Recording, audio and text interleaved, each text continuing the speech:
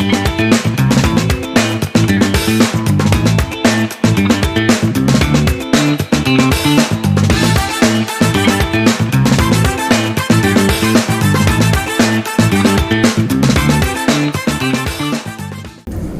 Mbak Rani. Hai. Saya Mustika. Ini Mas Oja sebagai mentor Studio DW.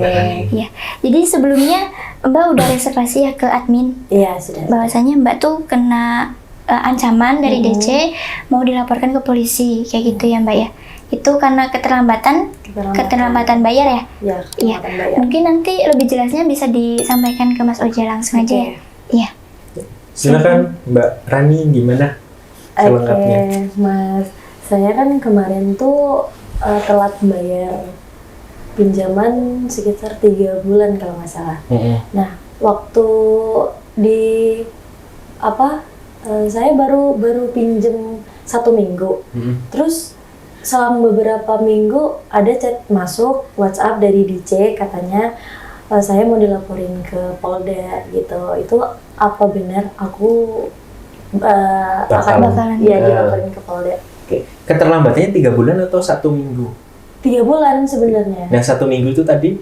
Satu minggu baru pinjam.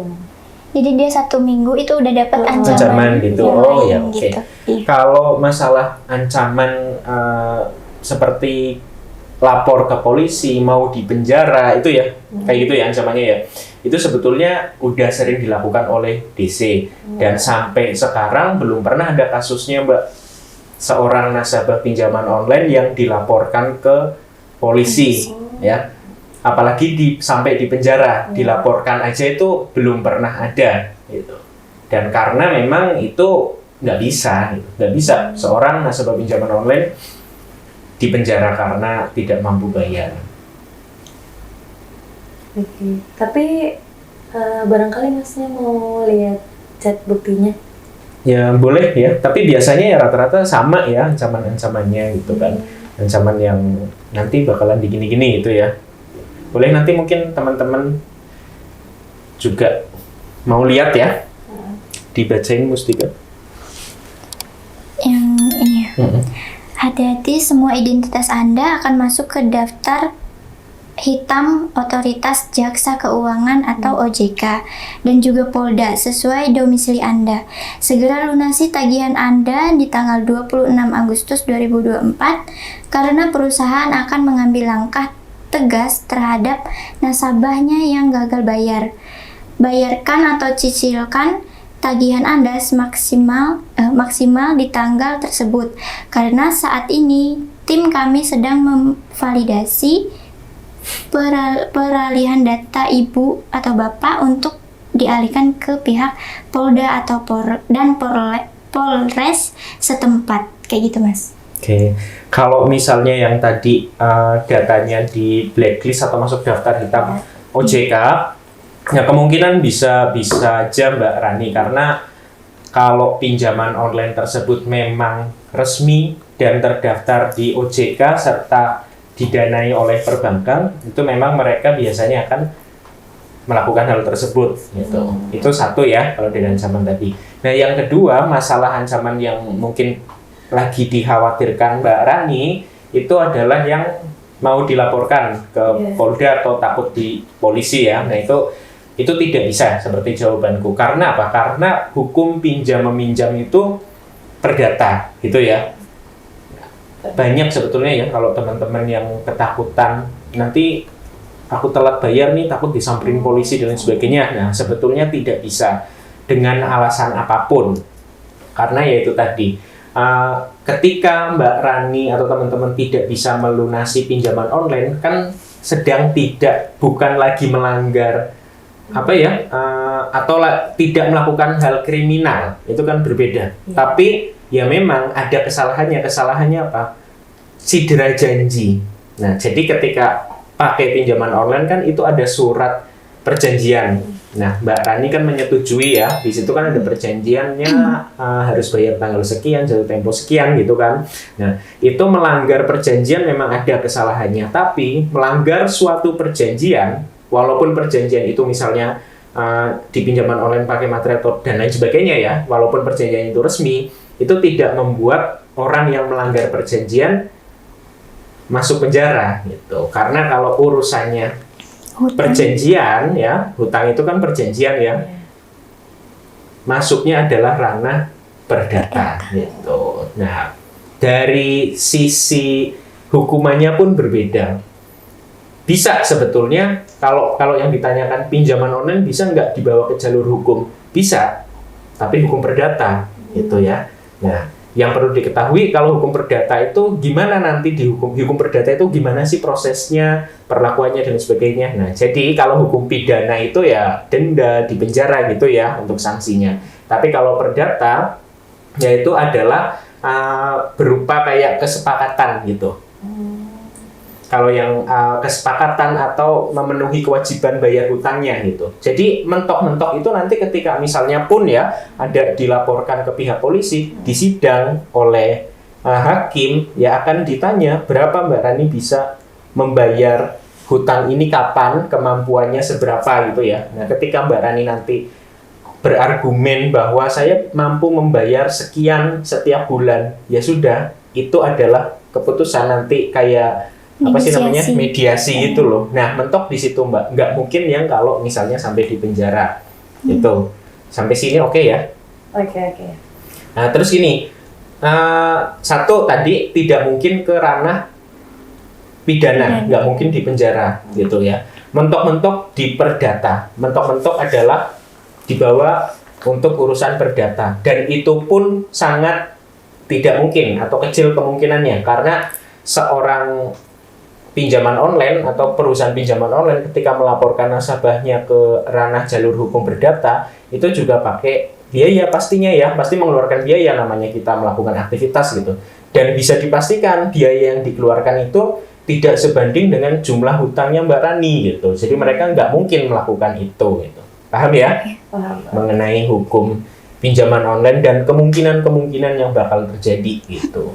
Pokoknya tidak mungkin di penjara karena bukan pidana, mungkin dilaporkan ke hukum, tapi itu pun perdata dan itu pun menurut logika itu tidak mungkin karena dengan logika yang tadi butuh biaya nggak seberapa pinjamannya. Butuh waktu, butuh energi juga ya Mas ya. Ya, dan yang telat membayar pinjaman online di Indonesia kan jumlahnya sangat banyak gitu.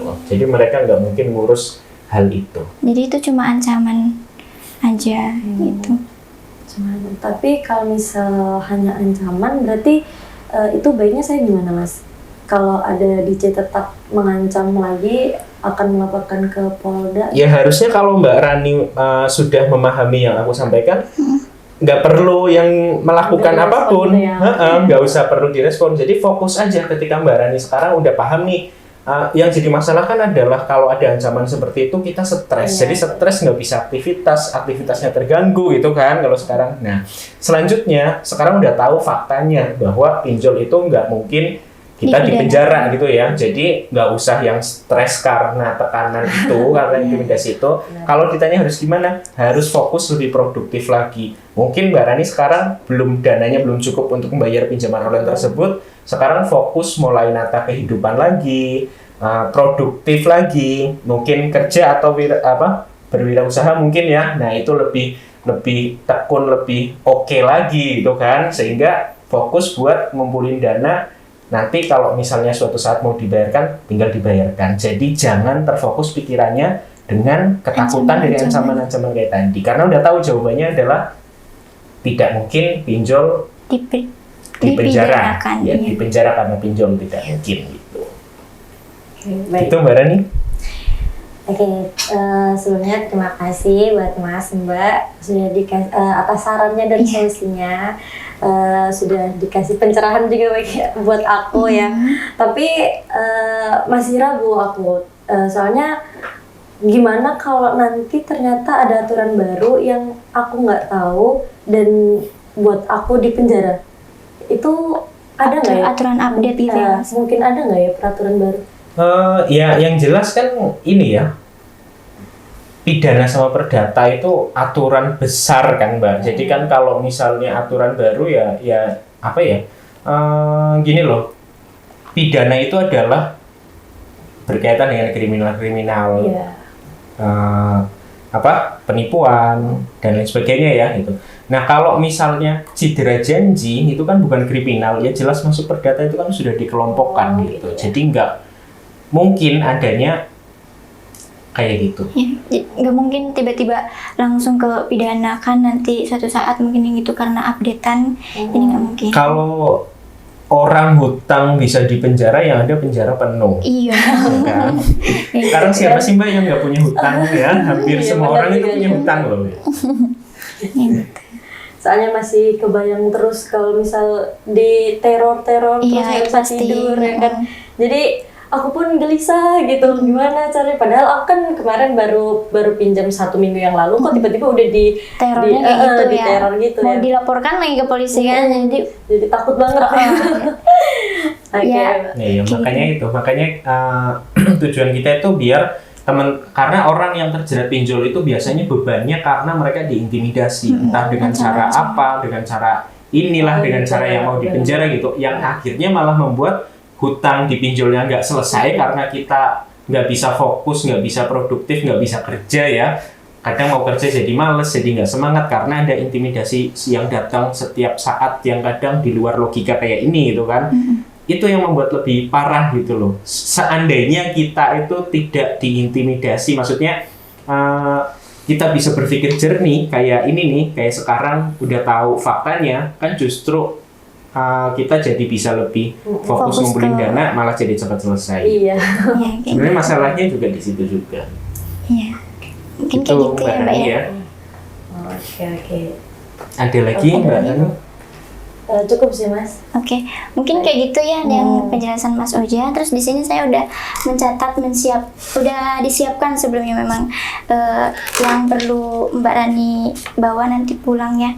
Siapa tuh nanti dibutuhkan lagi catatan ini nanti jadi dibawa aja gitu. Oke, Jadi oke. catatannya itu yang pertama Mbak Rani itu bisa screenshot, kumpulkan bukti-bukti ancaman itu yang dari DC-nya itu nanti Mbak Rani bisa laporkan ke OJK.